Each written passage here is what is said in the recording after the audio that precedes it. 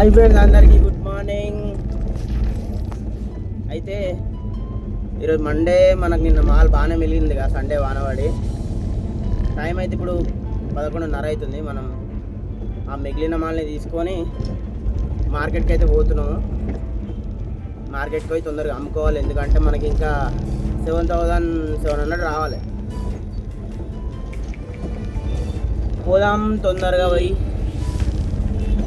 ఈరోజు కూడా పువ్వులు అయితే ఫుల్ మబ్బులు కమ్ముకొచ్చినాయి.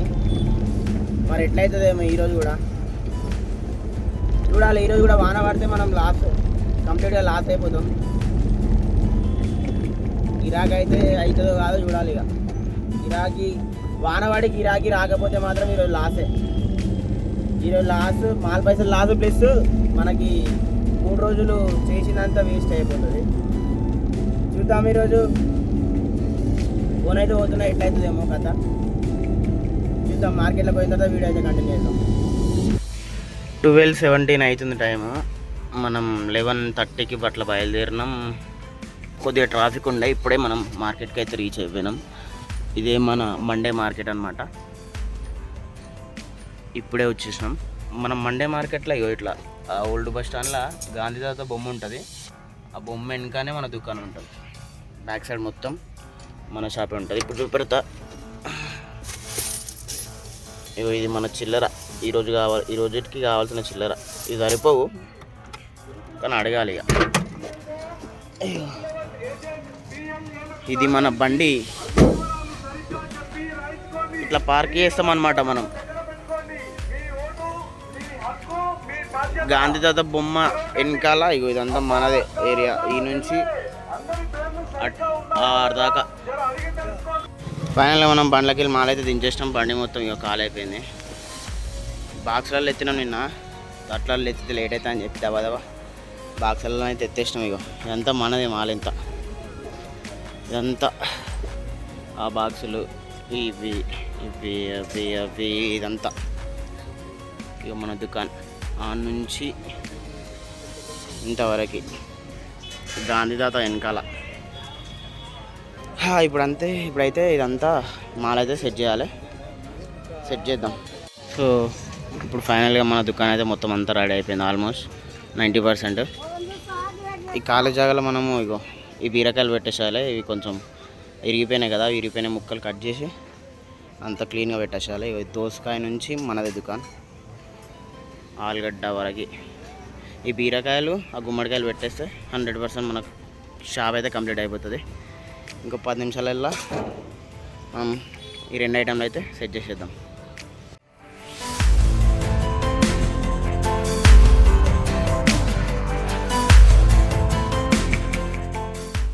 అమ్మయ్య, మొత్తం మన దుకాణం అయితే కంప్లీట్ అయిపోయింది. బీరకాయలు మంచిగా కట్ చేసి పెట్టేసిన క్లీన్గా. గుమ్మడికాయలు కూడా పెట్టేసిన. ఫైనల్గా మన దుకాణం అయితే ఇది. మార్కెట్లో పబ్లిక్ అయితే లేరు. మొత్తం తీస్తున్నా.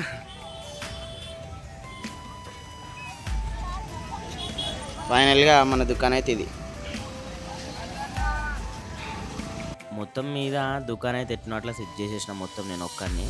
ఇంకా సెట్ చేసిన తర్వాత ఒక్కసారి పైనకైతే చూసిన ఆకాశంలో.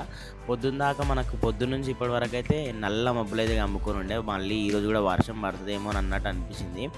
కానీ ఆకాశం అయితే చాలా క్లియర్గా మంచిగా అనిపించింది. తెల్లగా నల్ల మబ్బులన్నీ వెళ్ళిపోయి ప్రశాంతంగా.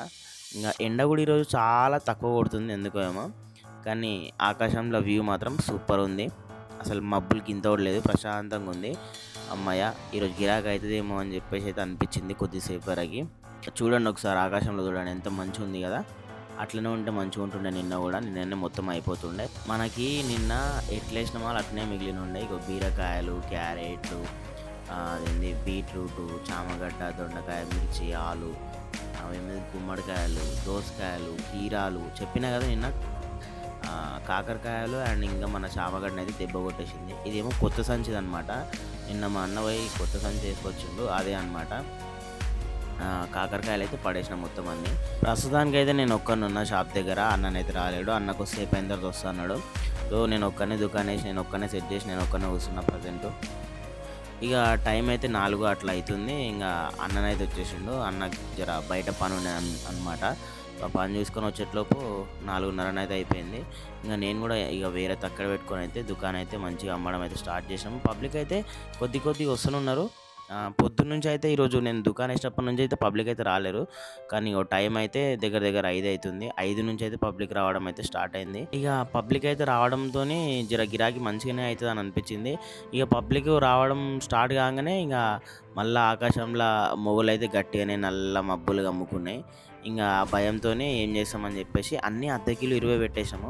ఆలుగడ్డనేమో కిలో 30, మిగతా అన్ని అర్ధ కిలో 20 అయితే పెట్టేసినాము. మళ్ళీ ఈరోజు కూడా మాలు మిలిగిపోతే మన డబ్బులు అయితే రావేమో అని చెప్పి ఒక చిన్న భయం. అవి చూడండి మేఘాలు అయితే మంచిగా నల్లగా గమ్ముకున్నాయి. ఇంకా నేను ఫిక్స్ అయిపోయినా మళ్ళీ ఈరోజు కూడా వర్షం పడుతుందేమోరా అని చెప్పి ఫిక్స్ అయిపోయినా. కానీ జర గడువు అయితే ఇచ్చింది ఈరోజు.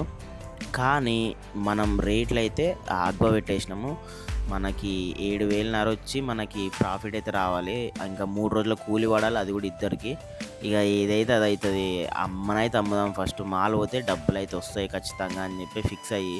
ఎందుకంటే మాల్ మిలిగితే అనవసరంగా రేట్లు టైట్ పట్టుకొని కూర్చున్నాం అనుకోండి, మాల్ అయితే పోదు. అనవసరంగా మాల్ మిలిగింది అనుకోండి, మనకు ఆ మాల్కి పెట్టిన పెట్టుబడి అన్న వస్తుందో రాదో అని చెప్పేసి మనం తక్కువనైతే పెట్టేసాం. ఎందుకంటే మనకి పెట్టుబడి అయితే రావాలి కదా ఖచ్చితంగా.